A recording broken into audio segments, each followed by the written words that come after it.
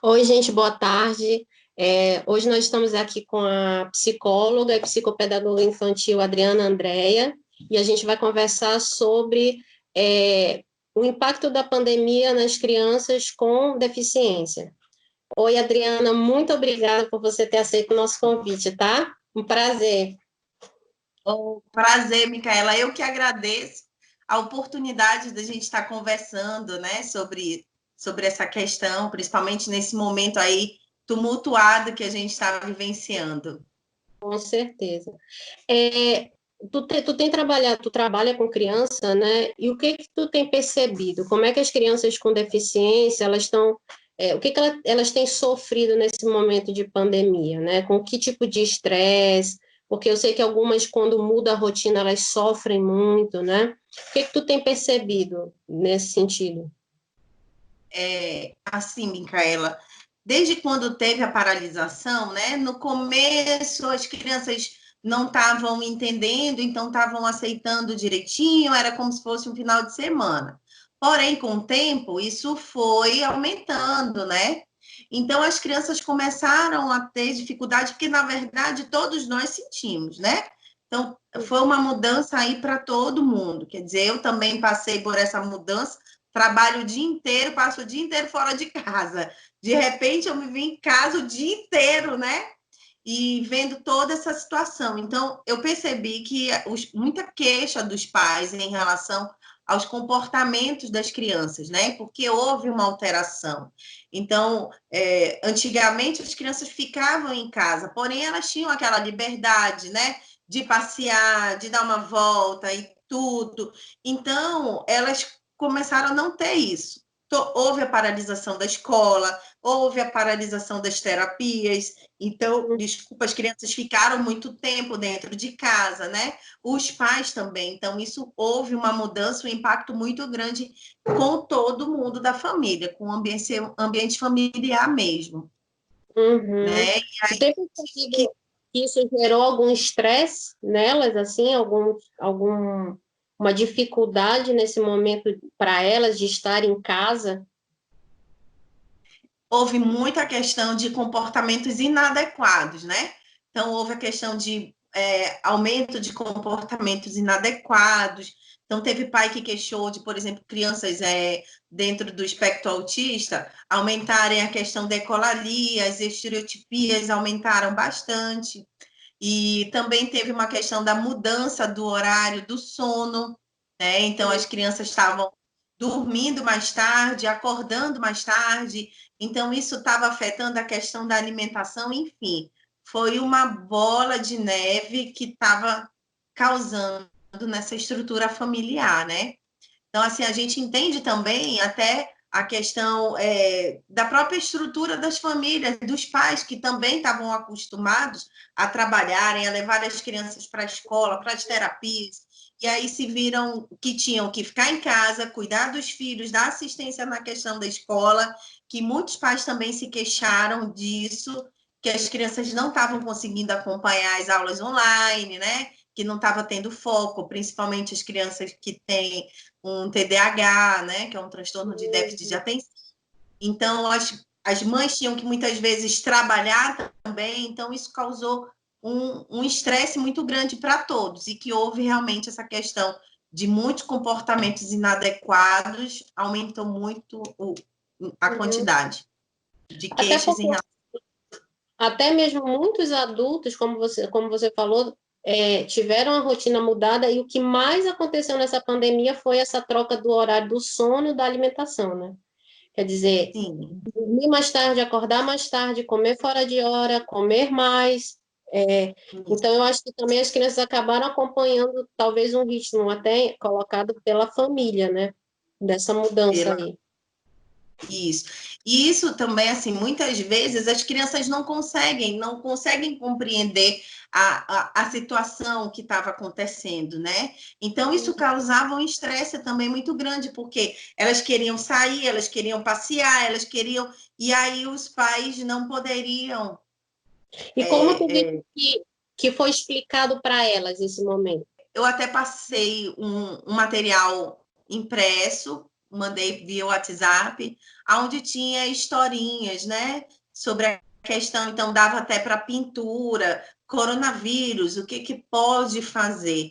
Mas a gente sabe, Micaela, que nem todas as crianças têm essa percepção, essa cognição para entender realmente, né? Mas o que eu reforcei com os pais foi de tentar manter uma rotina em casa, né? Ter um momento assim, evitar o máximo, e também teve muito essa questão de uso de tecnologia, então as crianças acabavam passando muito tempo, e isso é prejudicial, né? Então eu orientei os pais em relação a isso, mandei os desenhos com pintura, esclarecendo, sugeri que fizessem histórias sociais, então explicando, né, através de um desenho, por que que não pode sair, por que que não pode ir lá com a vovó. Então, dei uma orientada para as famílias que me procuraram e reforcei os pais em relação a tentar manter uma rotina, principalmente essa questão do sono e da alimentação, porque agora a gente já está finalizando aqui em Manaus, né, em relação a isso, e as crianças elas vão começar a precisar reorganizar tudo isso, porque quando voltarem à escola, voltarem às terapias, as crianças podem sentir também toda essa mudança. Então, vai ser uma outra adaptação novamente, porque foi muito tempo.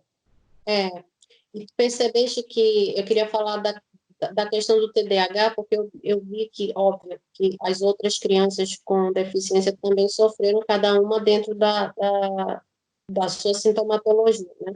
Mas eu vi que as crianças com TDAH, elas tinham maior dificuldade de ficar em casa, de manter a rotina de estudo, né? Quer dizer, muita energia ali represada naquele momento, né? Então, o que que tu mais observaste como dificuldade? E aquelas que ainda estão em quarentena, porque mesmo assim, mesmo em Manaus já tendo flexibilização, algumas famílias ainda estão em casa, né? Elas ainda optaram por não sair. Então, que orientações tu poderia passar nesse caso? A primeira orientação é que, apesar de tudo isso que a gente está vivenciando, a gente tem que acreditar que isso vai passar. Então, o primeiro mandamento, né, a primeira orientação é que nós adultos, principalmente os pais, né, os pais eles precisam aprender a controlar a própria impaciência. Então, às vezes a gente exige muito da criança, que espera um comportamento adequado dela, mas a gente não trabalha. Então, primeiro, para a gente cuidar do outro e exigir do outro, a gente precisa ter um controle nosso, né? Então, não adianta, já basta a criança estar passando por todo esse conflito. E aí, o adulto também não controlar é bem difícil. Então, a primeira dica é aprender a controlar a sua própria impaciência, né? Então, procurar reforçar o comportamento adequado da criança. Eu vejo, Micaela, que os pais, e isso é uma questão até muitas vezes natural, sai de forma involuntária, eles querem que os filhos tenham um comportamento adequado, né? Então, que façam, que sigam aquelas regras, e acabam apenas olhando os comportamentos errados, que é para poder corrigir. E quando a criança faz algo que é positivo, ela não é reforçada, né? E aí muitas coisas podem passar na questão, por que eu vou continuar fazendo algo que é bom se a mamãe não presta atenção em mim? Né? Às vezes a criança quer aquela atenção do pai e ela percebe que quando ela faz alguma coisa boa, ela não tem atenção da família. Mas quando ela faz algo errado, ela tem o reforço que ela precisa, ela tem atenção. Então, a probabilidade dela permanecer com esse comportamento inadequado é muito grande. Os pais acabam reforçando esse comportamento inadequado. Então, eu oriento essa questão de reforçar o que a criança está fazendo de bom naquele momento, né? Porque a gente foca realmente no que no erro, querendo acertar, mas o que é bom a gente não reforça.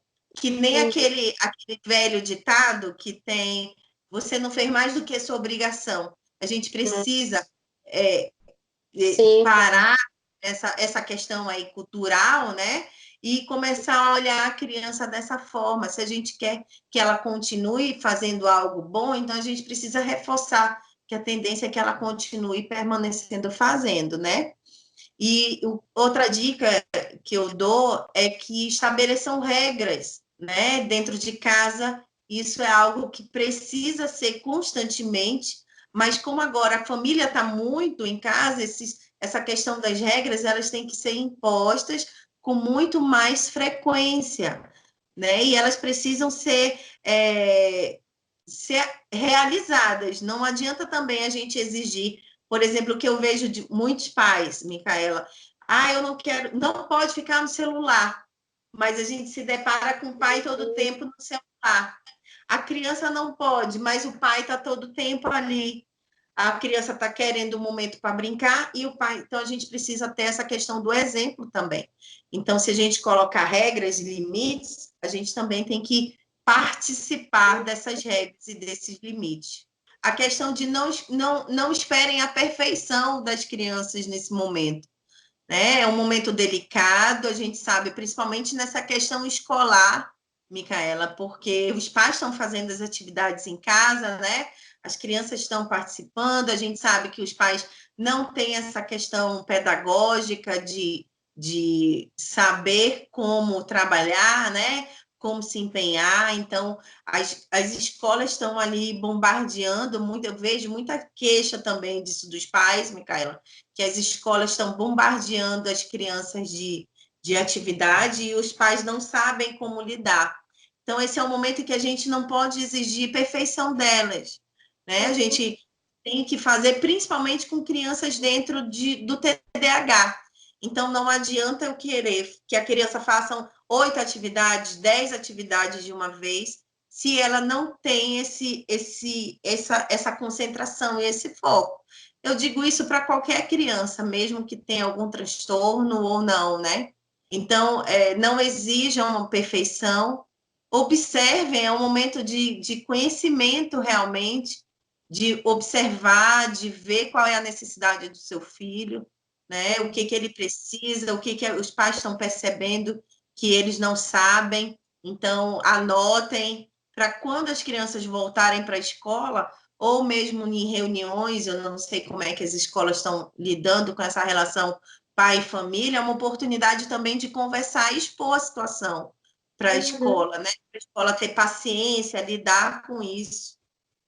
Outra dica que é questão de elogiar, então sempre elogiar a criança, né? Manter limites claros. Então, não adianta muitas vezes a gente conversar, falar muito, muito. As crianças precisam de palavras curtas e objetivos e manter limites claros e que a gente possa, e consistente.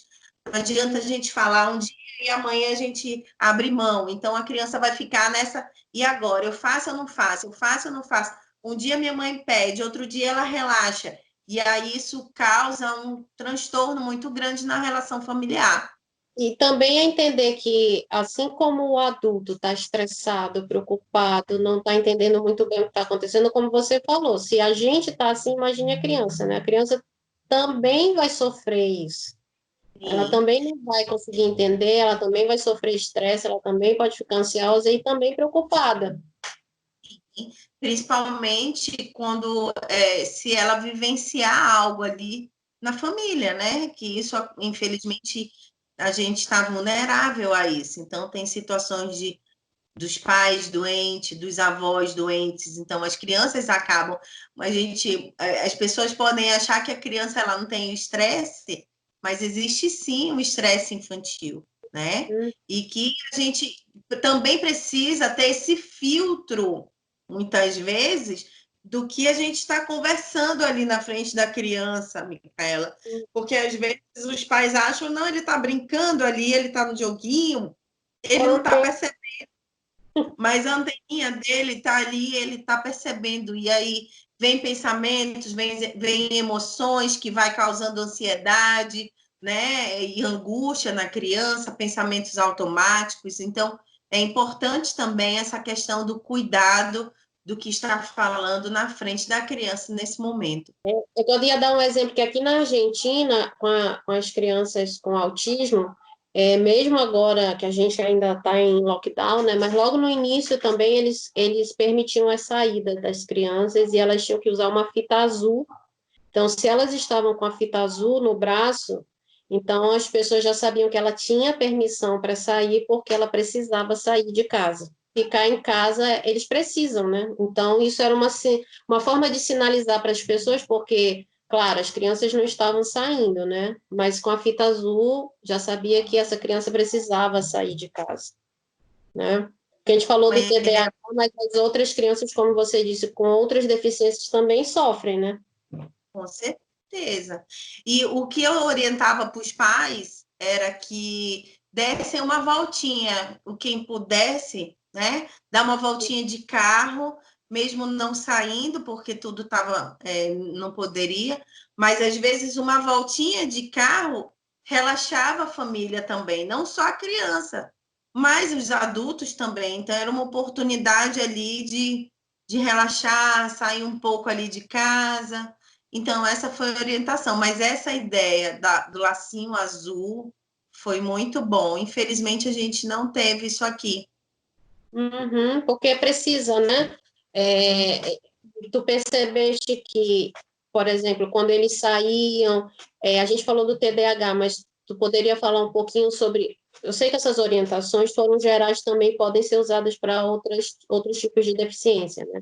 Mas, por exemplo, crianças com autismo, com síndrome de Down, ou com algum tipo de retraso, como é que que tipo de orientação? Eu sei que cada caso é um caso, né? Mas, de maneira geral, como é que isso pode ser tratado em casa, com elas? Em relação às crianças, eu sempre coloquei com os pais, isso vai ser para todas, né?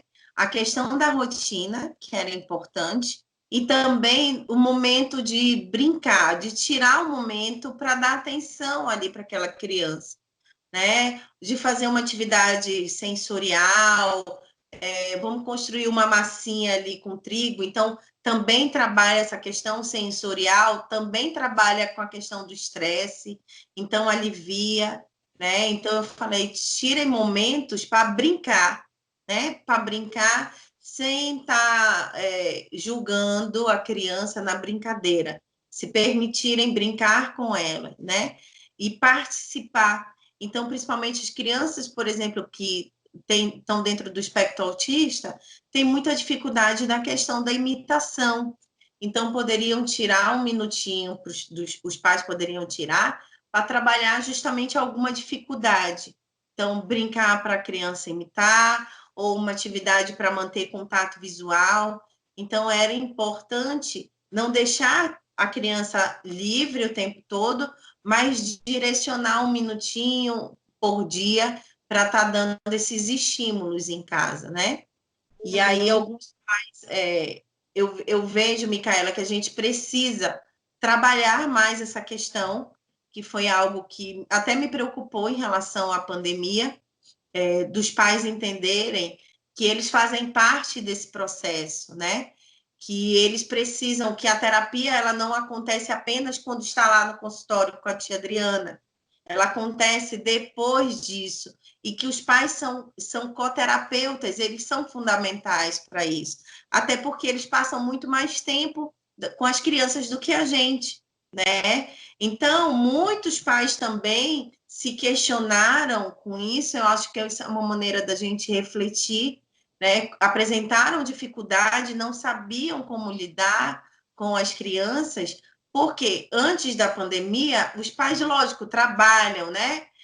Passam o dia fora de casa e tem essa questão, mas não é apenas terceirizar, de levar para a terapia e pronto, o trabalho tem que ser lá com a tia Adriana, né?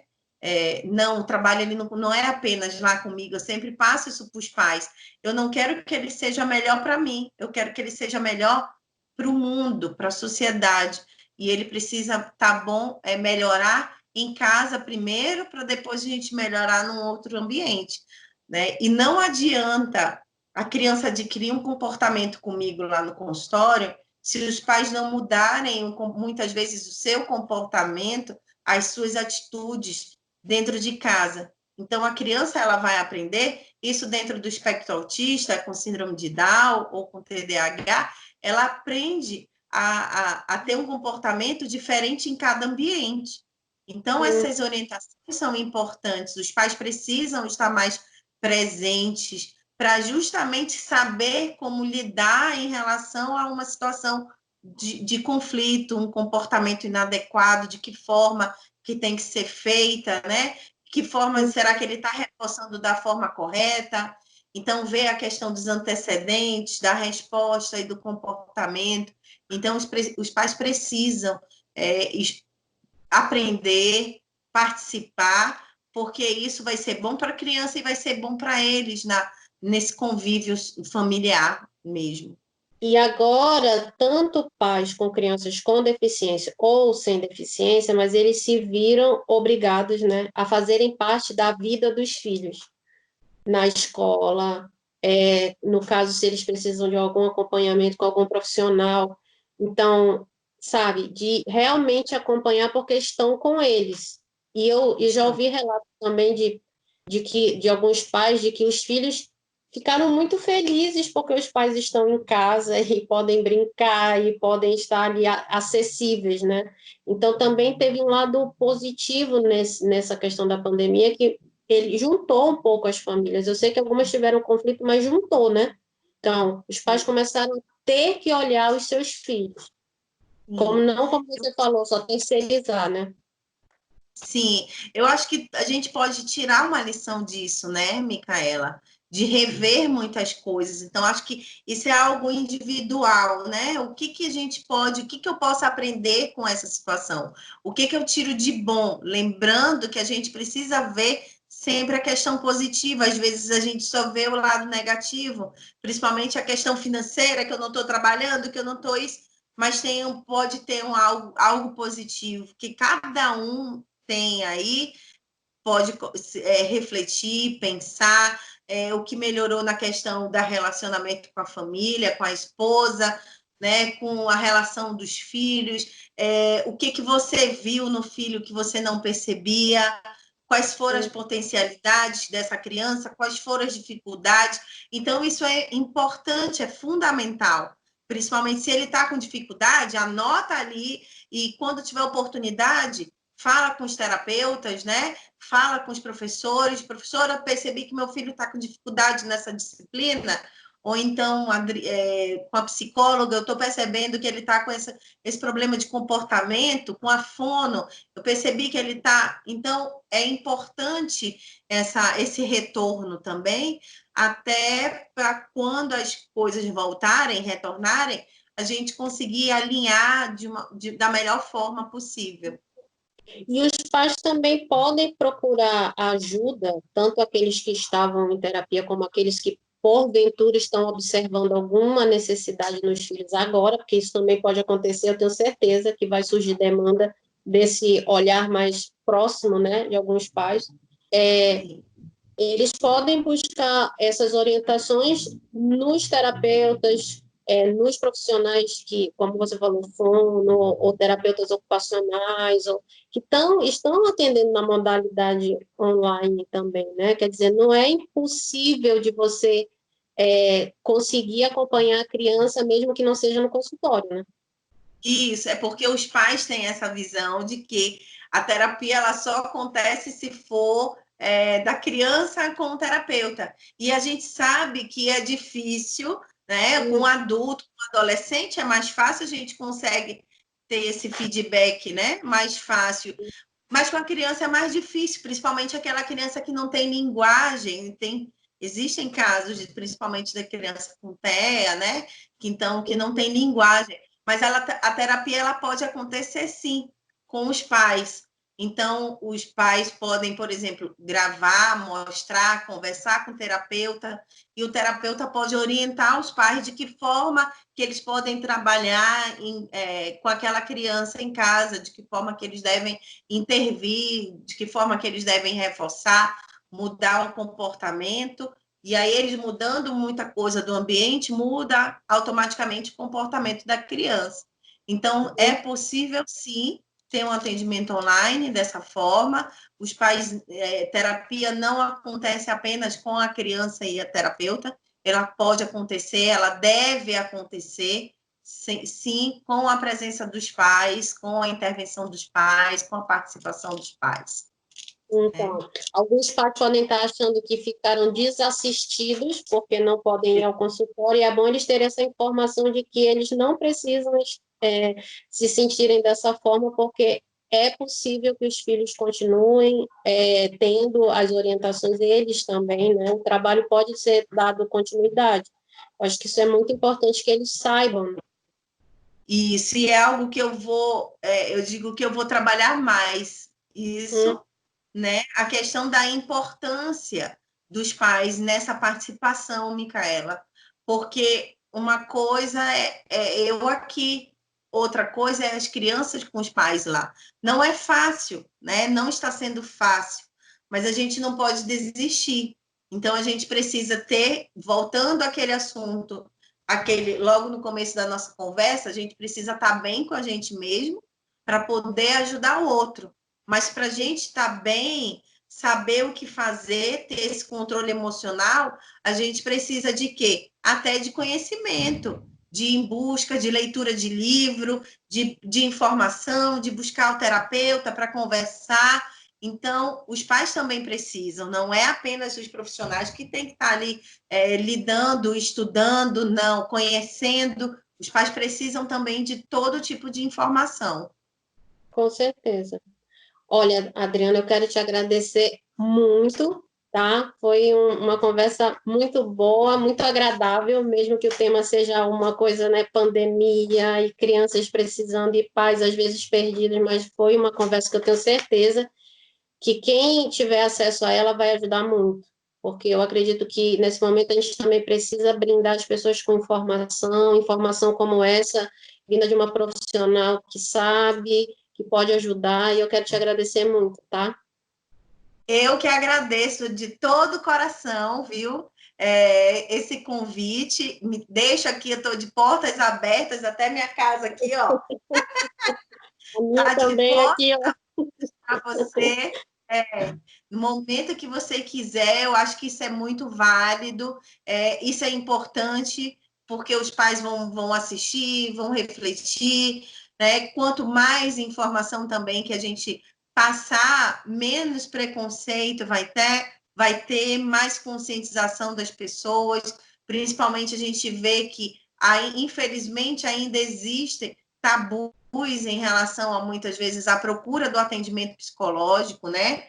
Eu vejo aquela questão de que eu não sou louco, eu não preciso, né? Então, muitas vezes, os pais também, isso é importante falar, que muitas vezes os pais precisam de terapia para estar bem, para poder cuidar do outro. Então, se eu quero cuidar do meu filho, eu tenho que cuidar de mim. Então, se for necessário, se você se sentir à vontade, procurar um terapeuta para fazer sua terapia também. Não é só a criança que precisa de terapia, todos nós precisamos, né? Todos nós precisamos.